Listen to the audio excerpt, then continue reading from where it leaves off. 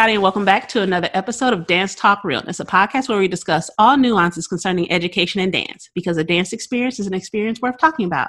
I'm your host, Truly B, and this is my co-host, Daryl P, and we welcome you back. Hello. So before we jump into everything today, our quote of the day is anonymous. It was a meme I saw, so there was no name. Sorry. You need to hang out with people who fit your future, not your history. And I like that. Yes. So today we will be answering a few questions that were submitted by one of our listeners who has requested to remain anonymous. I'm not going to be petty and childish right now. I will respect these wishes, but he knows who he is, and we thank you for submitting these questions. Yes. So I guess we'll just take turns answering them. Yeah, that works. Sounds good. All right, so our first question is, how did you get into dancing? I'll let you go first. Oh, goodness. Okay. Just be volunteering you. It's okay. It's fine. Yeah, it's fine. I remember, there was a time that I was going to go to do my MFA. And so I was trying to think of a really awesome way to write my statement of purpose. And so I always try to think about whenever I was a kid, and I just grew up with a really big family. And so when you're a kid in a really big family, you're the adult's entertainment. Right. It's just especially for holidays, it's everybody's in the living room and it's put on a show for us. And so if it was putting on music and we all had to do some type of latest dance, or show off something that you've learned, or reciting something was always the thing that they wanted you to do. I'm so sorry. Right. Yeah. So I feel performing wise or dancing, I think I definitely just remember just having to perform and do that kind of stuff. Just growing up was kind of the thing in our house was to dance and move. And I would say though, the next chunk of time that I really remember dancing was going to a football game and seeing a dance team perform back in Texas, my freshman year of high school. And that was my one, oh my God, I want to go do that. I want to be out there. And so it wouldn't be until 3 years later, my last year of high school, that I decided to audition for my high school dance team. And so that was really what kind of got me into it. Yeah. Okay, so let me tell you how I know so many people who the dance for the adults entertainment, how many people I know that was their testimony, and that was never mine. And it's always just, it always sounds so crazy to me. And so with my kids, I'm always why are y'all asking them to do this? Because it's just so weird to me, because it was I don't understand why y'all are like this, but could you please leave my child alone? They said they don't want to dance right now. Right. They don't want to do it. They don't want to do this. Please stop. Yeah. But I believe it was freshman year of high school where I was introduced to dance. And I think I took both of the classes the same school year, but there was the dance class. I feel we did a mix of styles. So I'm pretty sure we did a little ballet, a little bit of modern. I feel there may have been some African thrown in there. Because I remember the struggle of, we had to wear leotard and tights, and the changing area was down the hall around the corner. And there was all these boys who were taking PE. And so they're lined up in the hall waiting to go into the gym. And we always had to be paraded past them. And it was stressful every time. But we also took tap. And so first of all, I still have those tap shoes. They have lived life. Yes. I need to make an investment in a new pair, but that's where I actually, a lot of my friends who I still talk to now from high school, we were all in that tap class together. That was when I learned that pullbacks are the devil. I can't do them. Whenever I try, I face plant hard. And I'm like, we should stop. We shouldn't do this anymore. But yeah, so I was 13 then. If it was indeed freshman year, then I was 13. Yeah. So I was a late comer to dance. Yeah, same here. But I guess like official, like the official training. Yes, like definitely. I'm taking technique. Right, exactly. Instead of like just seeing stuff online, and which is so funny because it's like, now that I think about it, it's like, these kids and these TikTok dances, right? Like that was me like watching music videos on like VH1 and MTV when they actually had music videos, and like you wanted to try to learn the dance that they did to whatever song. Like that's kind of what TikTok is. Yeah. And I feel like that's not considered dance in a way. Like I'm not saying it's not considered dance, but what I mean by that is when people are learning it, they don't see it as, oh, I'm learning like this art form. It's just like, oh, this is really cool, I want to do it. And I'm like, but do you realize that's what's happening? Yeah. Like, do you? And I feel like that correlation isn't always present in mind, because like when you say that, I'm like, oh, well, I mean, there were some videos, but again, I was very much the bookworm, and I was like, nope, I'll be in my room reading. Nope, not gonna do anything. I watched the videos, but then I was like, I don't think I can do that. I'm gonna go read this book over here. We're done here. So, but yeah, that is a good point. Yeah. I guess you should take that into consideration when you're saying, when did you start? Because that would be technically. Yeah, technically, I guess so. Start, but if we're talking classically trained, then high school. Yeah. Because it wasn't even offered any lower than high school. Like it wasn't I only did 1 year of elementary school and public school. And then middle school, there wasn't dance. So I wonder if they have it now. No, I'm going to ask one of my people back in Detroit. Yeah. All right. So our next question, what dance form would you recommend to someone that doesn't know if they're into dance? Okay, you go next. Okay. Glad it welled up in my spirit that maybe you should volunteer, because you sure did throw me out there. Okay. So I would say, that question makes me think of when I'm teaching. For me personally, I would recommend either jazz or modern. That's just me. Maybe because that's what I enjoy doing. And I'm like, well, if your first class with me is anything, it needs to be one of the things that I really enjoy. So my love for it is hopefully infectious enough to kind of pull you in. I think with, okay, I'm going to say this with the understanding that all dance forms have their own technique. So I'm not questioning any other genre of dance as to whether or not they have technique. They all do.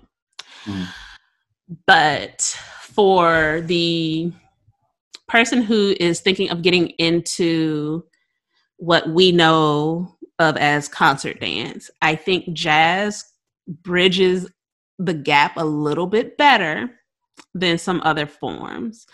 For example, unless you know for a fact that you desire to take ballet, that's not what I'm recommending to you off the jump.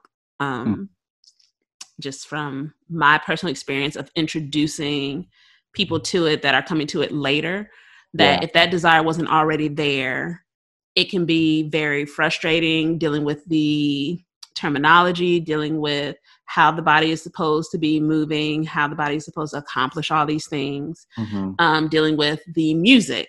I love classical music, but it be messing people up.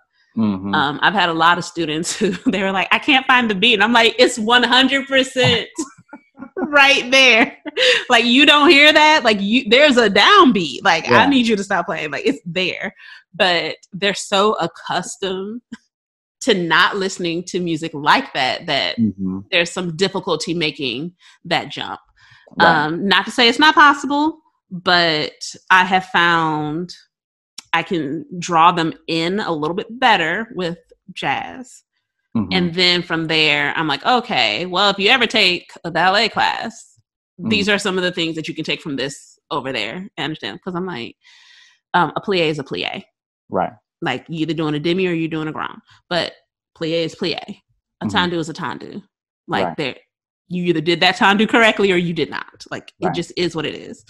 The concept of port de bras is the same. Right. It's just going to vary depending upon what style you're doing. So I think having the opportunity to pull them in with that style and then letting them kind of decide if they want to branch out from there or try something completely different, I think it gives them more leeway than what my experience with ballet was. I would say tap, but Chad, that'd be work. I both love and hate teaching beginning tap because I'm like, I love introducing people to it, but also even like older children, like teenagers, be doing that thing that like the little kids do where they just want to hear the taps. And I'm like, but I really kind of want you to stand still because I'm trying to teach you the next step. And I just really want you to stop tapping because it's not that interesting of a sound. Right. Trust me, it's not. And it's like they can't help it. I was like, it's so stressful. Yeah. But I would not recommend that. Unless you go in knowing that, oh, I really want to learn this one. But for someone who they have like zero idea of any of the things, I'm gonna go with jazz. Modern, I'm just saying because I enjoy teaching it. And that's just a personal preference. Yeah. Yeah, I think I would agree with you on that, on the jazz and modern, also because I enjoy teaching those as well. And I think that, so usually when I, like for my classes, I usually try to start off with, I start the year with, it's interesting. I start the year with them just kind of doing a little bit of composition work, without telling them it's composition work, like just looking at words and looking at, just easy, like, up, down, slow, fast, flow, just different those elements of dance words, right? And then I move into hip hop, actually. I know most people are like, oh, I wouldn't do hip hop first, but I do that first just because I feel like a couple things. One, usually the music for them is enjoyable. And like you said, they're used to hearing that music. And so those are beats that they can usually find fairly well. Yeah. Two, I think they kind of realize when they start it that it's hard. And I think they get excited for hip hop, but then once they start it and it's like, oh, this is not what I thought this was gonna be. Like, I can twerk on the wall all day, but I can't do these steps. How? Yo, oh my God, yes. I'm like, y'all, there's a difference between hip hop and club. Right. Exactly. Like, these are different things. And I think they come in there thinking that. So I feel like once I get them with the whole like, oh, okay, so this is kind of what this is. It was not what I expected. Usually as we go on throughout the year, a lot of the other things are a little bit easier. I mean, when we start doing across the floor stuff, like jazz, and I try to teach, like you said, everything has its own technique. But I know that in the county we try to talk a lot about concert dance and preparing for that, and so I always try to look at ballet through the lens of like teaching jazz. not that I don't do like a actual like ballet unit, but you do try to take it towards jazz. But anyhow, no, I would say I would agree with like jazz just because it can encompass so many other things. Like I can do a street jazz, which gives you a little bit of that hip hop that we did Mm-hmm. before, and still gives you a chance to still kind of work on those technique foundations. And then modern, I think, just is just getting into your body, learning like that some of the coded movement that you find in like jazz is not in ballet, but you can see some similarities. And I think it's a good like, intro to just being a mover, if that makes Mm-hmm. sense. Not necessarily being a dancer per se, but being someone who enjoys moving. Mm. I like that distinction Yeah. because not everyone necessarily is going to be nor wants to be a dancer, but the vast majority of people move. Yeah. And so just being able to have more comfort with your body and how your body moves into space and in relation to others is valuable. I was thinking maybe I should call my dance one students movers. And Yes. don't call them dancers until they're like dance two or Yes, above. this. Yes, upgrade. I'll upgrade you. You're not a dancer yet. Like you're a mover. You're a Now, mover when you sign up for Dance 2 on purpose, on purpose. Then now now we I'll call just you a dance. Now now I'll we call can be you a dance. dancers. Yeah. Support that. Yes. Yeah. Mm-hmm. And you know what? To be honest, one of the classes I'm teaching is Movement 1. Mm-hmm. And it is literally like a hodgepodge of whatever I feel like teaching them over the semester. Right. And I'm like, yeah, because they're movers. They're Mm-hmm. not dancers though. Yeah. Like the people who signed up for like the advanced jazz class now. That's dancer. That was different. Yeah. But like this is entry level. I just want to know what this might be about. Yeah. And so I just give them like a little taste of each thing. Mm-hmm. So yeah. Yeah. All right. Our next question. This one is fun. Yay, it's your turn to go first. So, how would you explain the type of dancing that you do to those not familiar with it? Oh. I know. It was like, whoa, child. This is like an essay. Yeah. How would I explain it? You know what's so funny? I think that it has so many different explanations depending on at what point in my life and journey you would have asked me about it. Like if you would have asked me like between 19 and like 20, I would say I was learning Hawkins technique in school, and Hawkins technique is very free flow, which is kind of I don't know if I call it a subset, but it was definitely like in opposition to Martha Graham technique, which was very like bound and a little bit rigid, I would say a little stiff. But that's what I was doing then. And then from 21 to like 25, 26, 27, I was, as far as like my own dancing, I was doing pro dance. So I was dancing, like I was a professional cheerleader dancer for the WNBA. So that was just definitely high energy hip hop, jazz, very much so like entertainment dance. And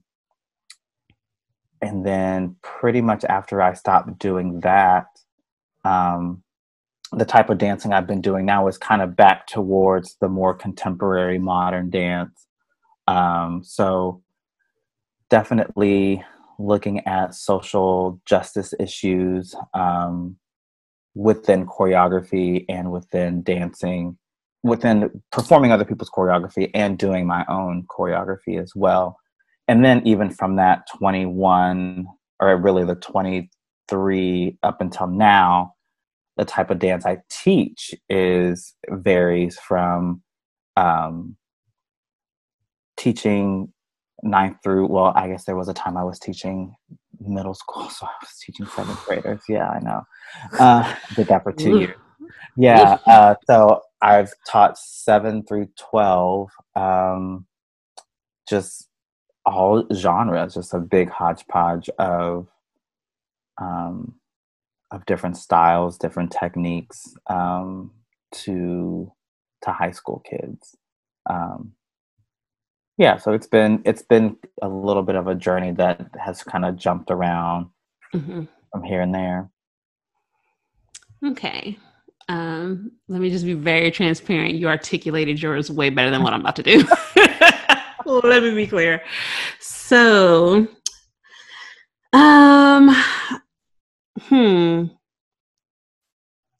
So I'm gonna go with my preferred style that I do. And I'm going to see if you can guess what I'm talking about. You're gonna get it. I would say it's very free form. Very creative based, very internally driven, where I will say the shift has been towards more internal. So it used to be more of, okay, well, what do the people see? And now it's more of a, okay, but what am I trying to say? And that for me ties in with the fact that I am doing more work that deals with social issues and philosophical ideals. I, in particular, love when partnering is involved. I love partnering. Partnering to me is like the best part of this form, which is technically its own branch, but I'll just lump it all together because that's how I live my life. Yeah. And yeah, I think that's how I'm gonna describe it. It's not the best description, but that's all I got. Right. And it's funny. I don't know if you were going there with this, but it was like, there was a long time that I really wanted to be this like well-known contact improver. Yes. You got it. Yeah. Yes, contact improv. Yeah. I love it so much. I really was like, that was, I don't know. I just, well, one, I had a really awesome composition and improv professor in college, and she, yeah, I mean, we just did so many things outside of the classroom. Not even just, I mean, performance wise, but just not just for like the department concert. Like we went to a art gallery, me and a couple, she kind of, well, yeah, she had some favorites, and I think I was about to say favorites. Yeah, she had some favorites, and so I was one of them, along with a couple friends of mine. And so we would go to, we went to this art gallery, and we costumed it, and we got to really, we improvise alongside these these sculptures and this art exhibit, which was really cool. And there were these jams that I went to once. And I mean, it's one of those things. So I was living in Austin. Austin is kind of this like kind of crunchy, granola kind of city, especially back in 2005, 2006. And I show up at this like yoga studio, and it is just bodies, young and old, everywhere. And I was like, yes. It's like, I love it. I love it. And we all just rolled all over each other. It was just like, it was just really, really cool. And I always just have found just some really strong connection to like contact improvisation that like really, I don't know, just like, I think internally what it does for me, I think outwardly, I think what it is like, like the expression, like, I don't know, maybe it's just like, I mean, you meet these random people, and like you're rolling all over each other, and then like they pick you up, and you just trust that like, I'm not gonna fall. you know. And then you pick them up and I'm like, I'm not gonna let you fall. And it's just this, it's really it's just a really neat form that I know, especially at my university, there were tons of other students that were like, I don't want to do contact improv. I don't want to touch other people. I don't want to. And I'm just like, okay, fine. But yeah, it's great. Yeah, but it's always amazing to me. I'm friends with so many people who do not enjoy it. I'm just like, it is so fun, like guys. And I will say,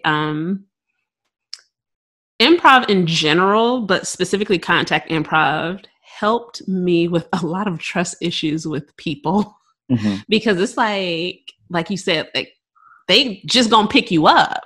Like, especially if you go into the situation with people who have like no cares. They just be like, yes, I'm in this. We're here. And they just lift you. And you're just like, we're up here. We're up there. Yeah.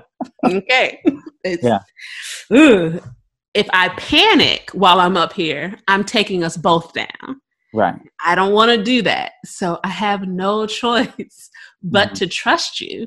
And the same, reverse that, if I lift someone, I'm like, yo, if you freak out, we're both going down. Yeah. And I would love for you to be safe. So trust me, I got you. And if I think I don't have you, then we can transition into something else. Right. But being able to just kind of work through not really trusting people to do that, because I'm like, I'm not an itty bitty. Ain't never been. Hips for days. I'm not either. And I'm like, who's lifting me though? And to be clear, undergrad, she was like one of the tiniest people. We're friends on Facebook. I ain't gonna put her name out there because that may not be a compliment. But like when I say like, I'm not tall. I'm all of 5'4". I'm at the end of petite. I am like just getting to average height. So I'm not a tall person. When I tell you she was like maybe boob level on me, sis picked me smooth up. And I was like, all right, well, if she can, I just scientifically speaking, this is possible for anybody. All right, we're going to work through this. And I do appreciate my teacher for that, because he very much was like, no, it's always possible. You just have to find that point of balance for whoever you're with. Right. But it's always possible. Like, it doesn't matter if there's a huge height difference. Right. And he's like, there's a weight difference. Doesn't really matter. He's like, y'all can figure it out. And I was like, but can you though? And it was like, yeah, you can. Yeah, you can. Yeah. And so I appreciated going through that. It was stressful in the time, but I appreciated going through that because it made it easier for me to trust people. I still prefer being a base. I'm like, please let me just lift people. I don't like my feet leaving the ground. I just don't like it.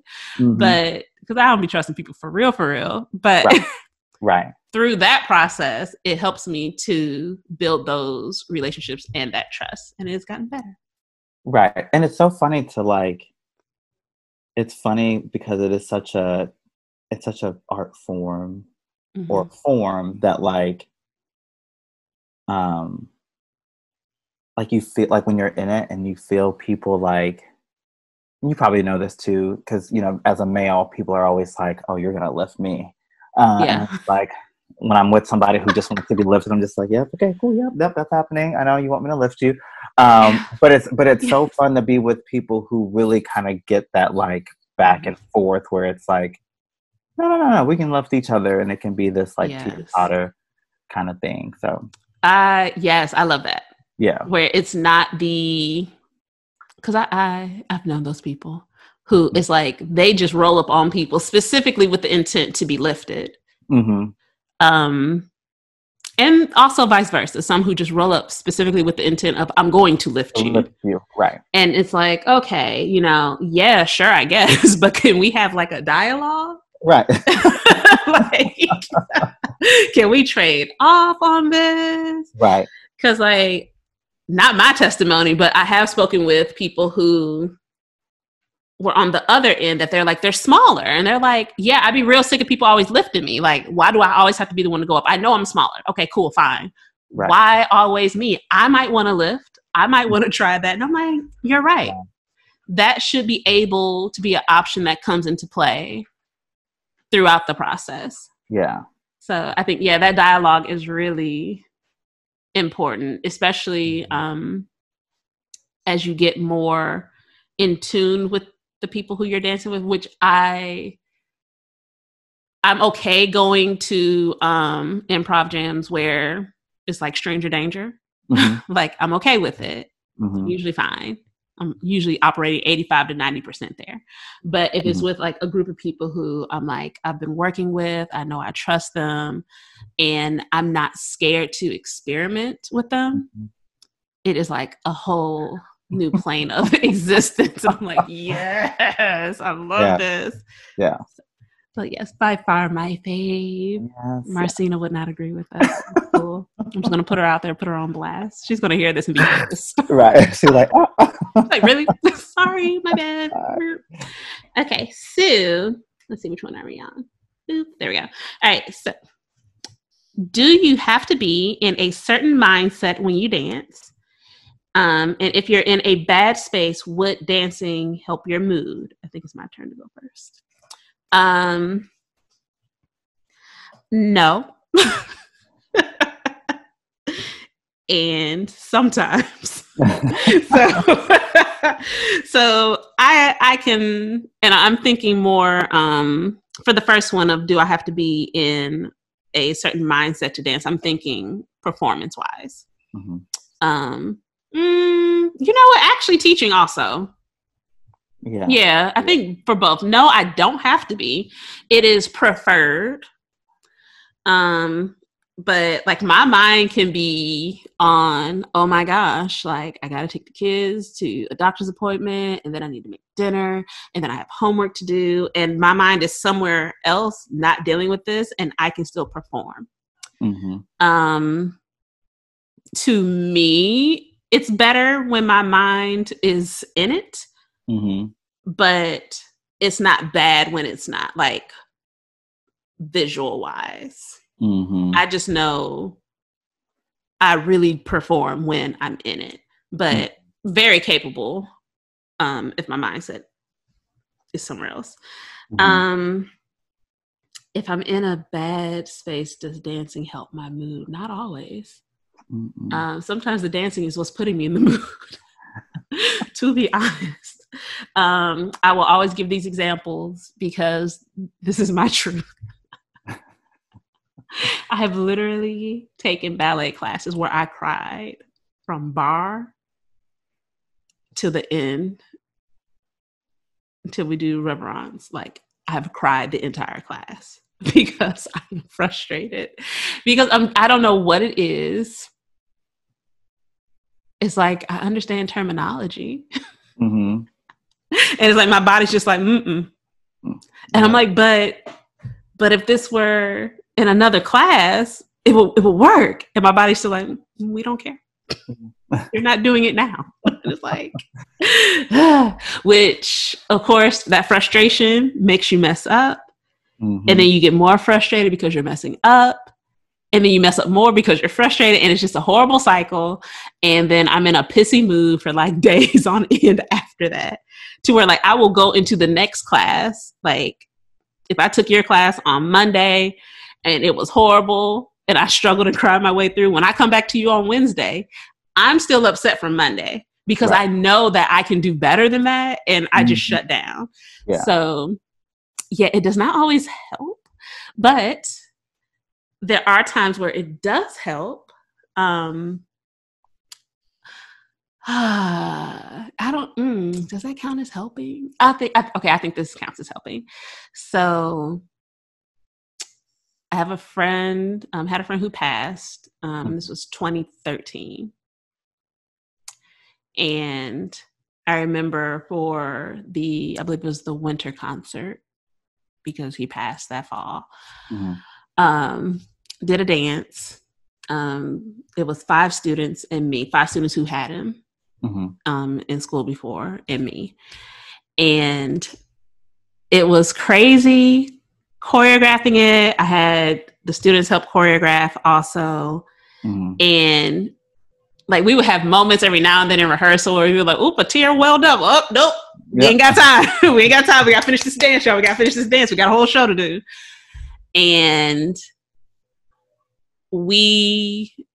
I think, were able to take that process of creating that movement, mm-hmm.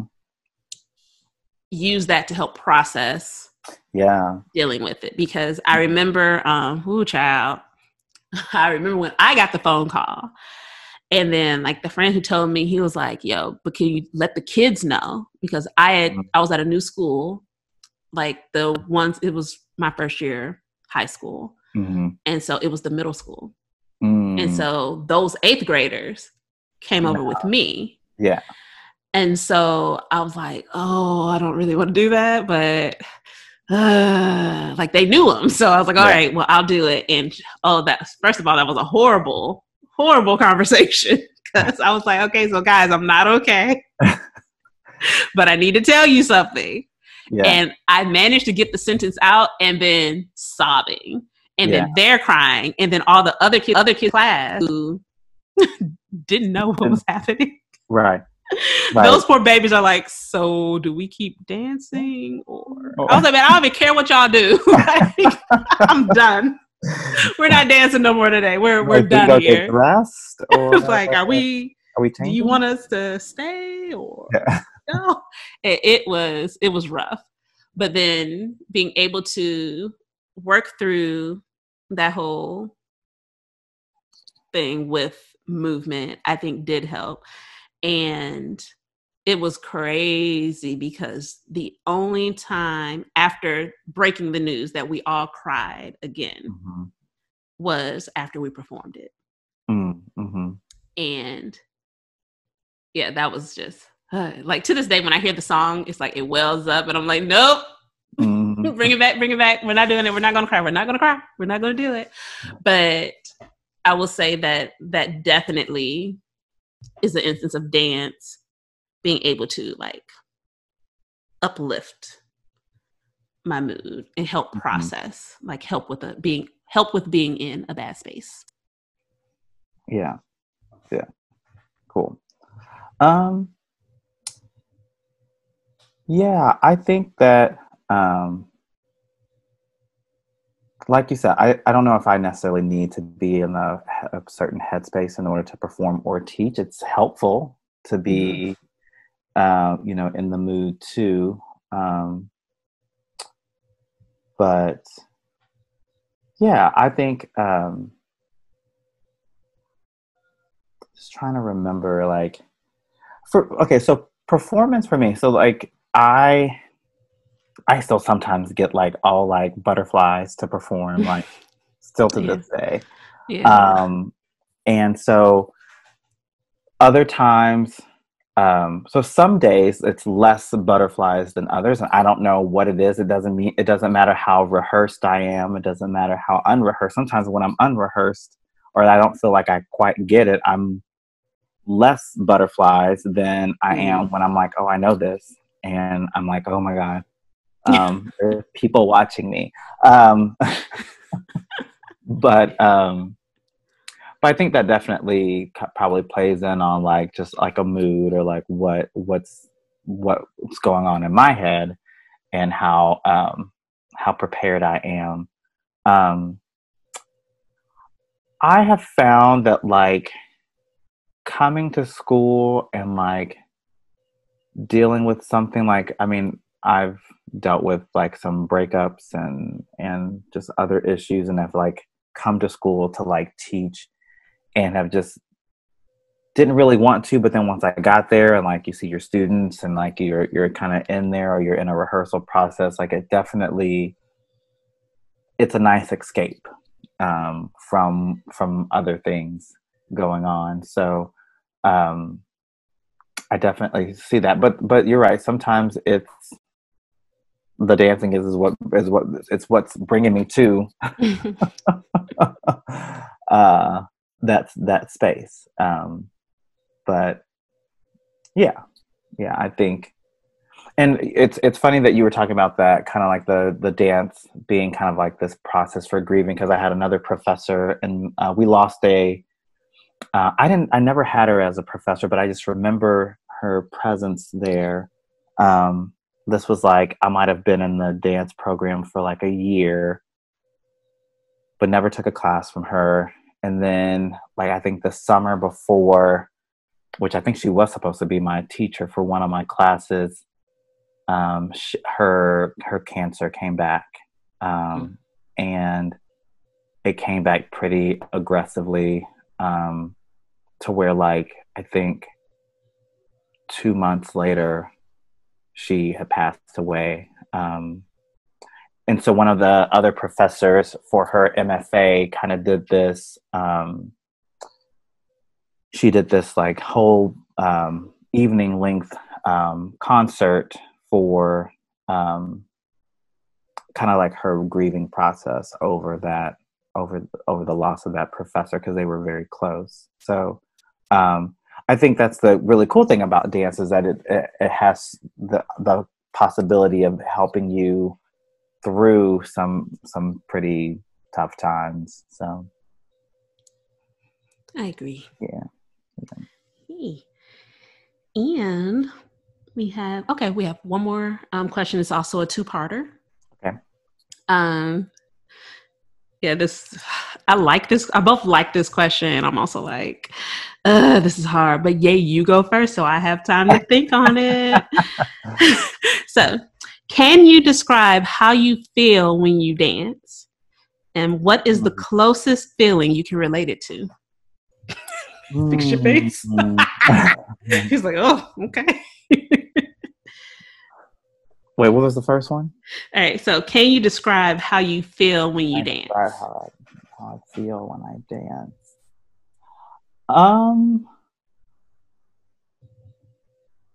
There's a lot of different feelings, right? There's like this, I feel very excited. I think initially to perform, I think there's this feeling of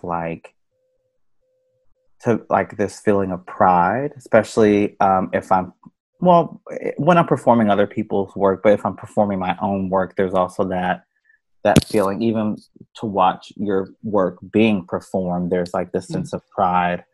I don't have any kids, but I feel like it has to be like maybe like it's like watching a child go from like toddler, or like from infant to like graduation, and like a process, like in like a choreographic process, right? Like you have this idea, right? And you want it to be whatever. And so you just kind of, you're watching it grow and form and develop until you perform it, right? And like once you perform it, unlike your children, they are still around after they graduate, but Let them kids still be there. they're still there.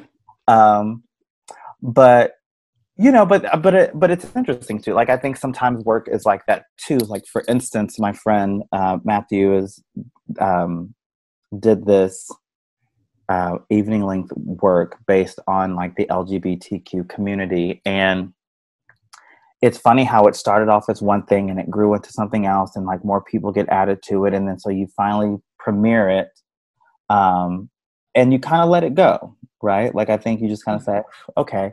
But even now, he and I have had some discussions over the last couple of days, and he is thinking about, he's constantly always thinking about how to re-engage it, but he's now thinking like really hardcore thinking about how to get it back into another project or another thing. And so, yeah, I think it's like you can have pieces of work and performances that just really feels like they're like your baby, they're your child, and like you really want to see where it goes, see what happens to it, and watch it mature, right? Like watch how revisit something and watch how different it is now that it's actually like a thing. But kind of going back to how I feel when I'm dancing. I don't know. Like sometimes I feel like it's kind of indescribable, which sounds really cheesy and like, oh, it's indescribable. Like there's no words for this feeling. There's no words for the feeling. But it I don't know. And the thing is that like it's different for different. There's like this feeling of completion, obviously, once you're done performing it, whether it's a one night, one performance and that's it, or if it's over several nights and you get to do it, 3 or 4 or 5 times, like there's always still that feeling of completion. And I think, and maybe that's like the cool thing about it, about the arts or specifically dancing too, is like, how many people go through their lives having multiple feelings of completion, like throughout their year, throughout their life. You know what I mean? Like, does that make sense? Yeah. Yeah, it makes sense. It makes sense to me. Yeah. Yeah. I agree. Yeah. Like I feel like it's like you could multiple feelings of like of accomplishment, or like that you did something and that you were able to share it with other people. I know these are not feelings but just examples, but I think all those examples comes with feelings. So anyhow, that's my answer. I'm sticking to it. Okay, so similar to how you did, I have to split it out. So performing wise, and it was the same for me even as a musician. I feel anxious, very self-conscious. I'm worried. Similar to what you were saying before, like that idea of, even when it's like it's the piece that I'm like, I know this, like I've rehearsed this, I've done all of it, and I'm more anxious to do that one. It's like I'm just waiting for myself to like mess up the one thing that I'm like, but I know this. I lost Daryl. Oh no. Okay, he'll call back in, but I'm gonna keep answering. So the feeling of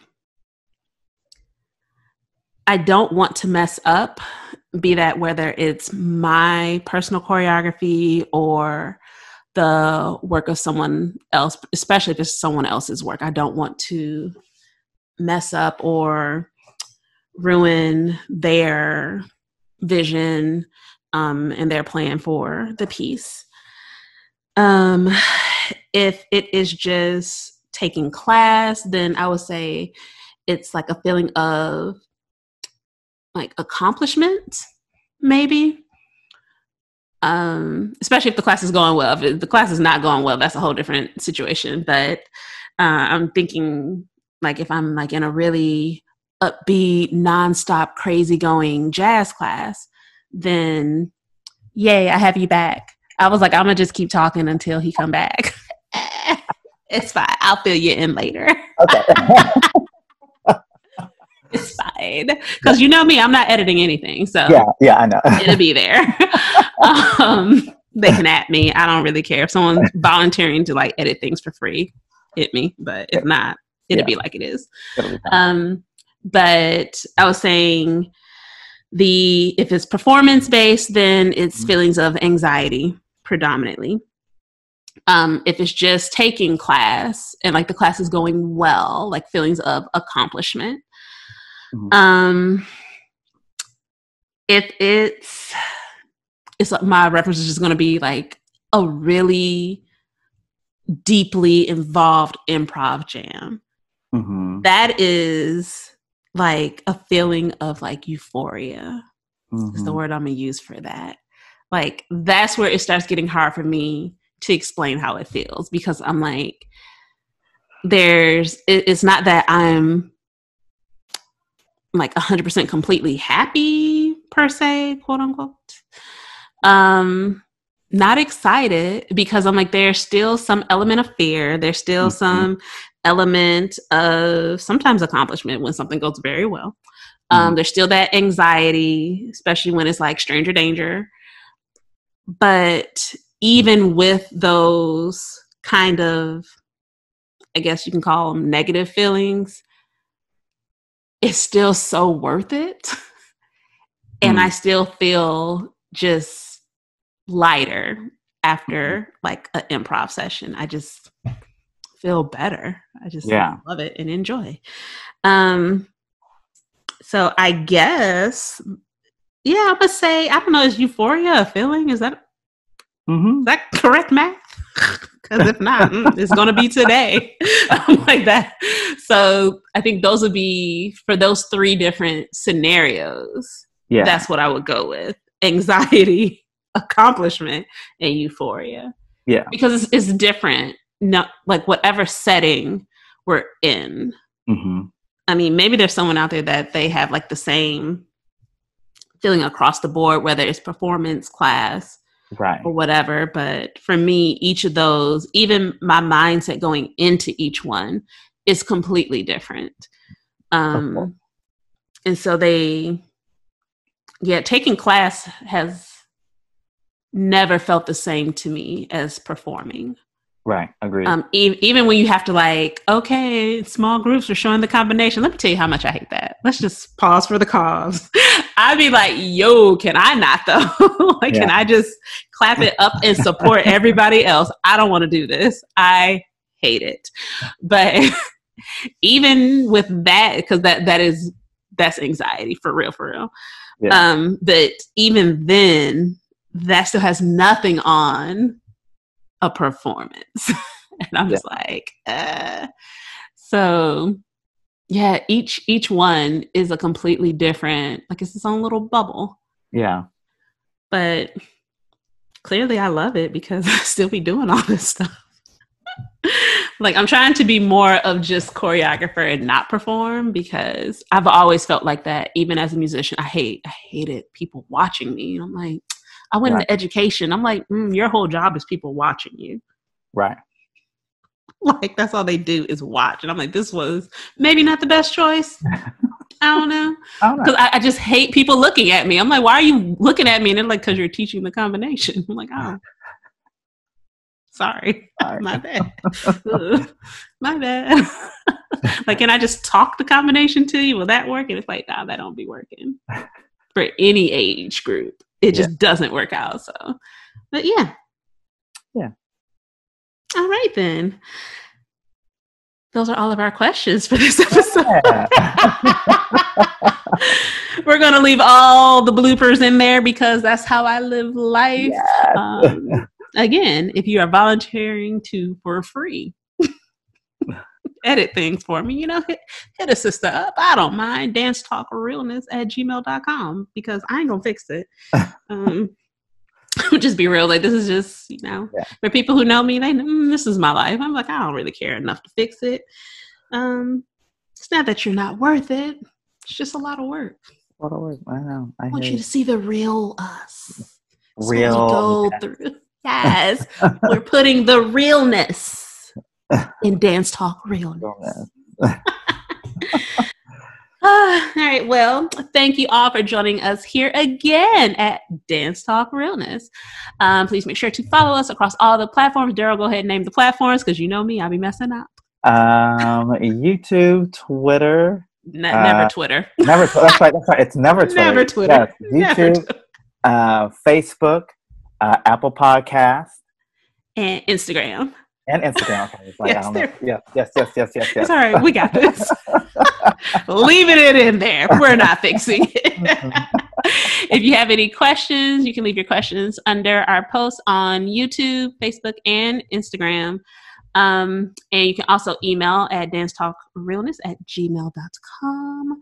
And we will be sure to answer them. If they are questions for prior guests, we'll get back in touch with them. And if we can't get them back on, we'll be sure to ask them those questions and we'll post them up for you. So we look forward to bringing you some fresh new content next week. See you then. Bye. Bye.